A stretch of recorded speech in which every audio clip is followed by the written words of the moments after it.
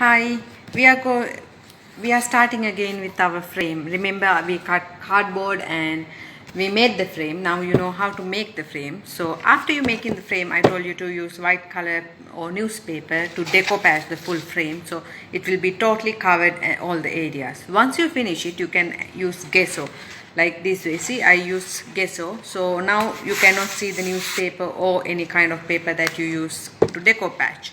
So gesso is the paint that you can use the surface much more rough and cover all the areas, so you can do applicate again top of it acrylic paint or something. So now for cardboard and for plastic you can use acrylic paint without any problem, and even glass paint you can use on cardboard acrylic plastics. That's why. So I'm going to use acrylic paint. You can see same Marabu brand, and I will paint this full one in light pink color. So once you finish the painting, you can do quilling and decorate it as this one. You can see it's done with lot of quilling, different shapes and things. Or you can use another technique called decoupage. So you need to color this one. Once you finish up coloring, you cut nice flowers from this. You can see around it, full around, and decoupage it in the edge, like nicely pattern wise. And you can use white color glue for that, like this way.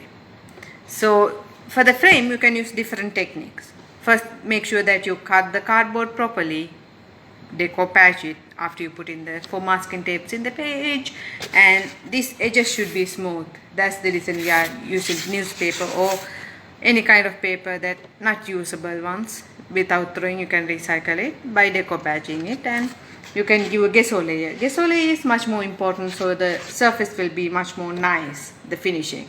So once you finish it, you can color it all with any color that you like. So because I already have a purple one and I have blue color one also, so I'm going to color with pink color now this time.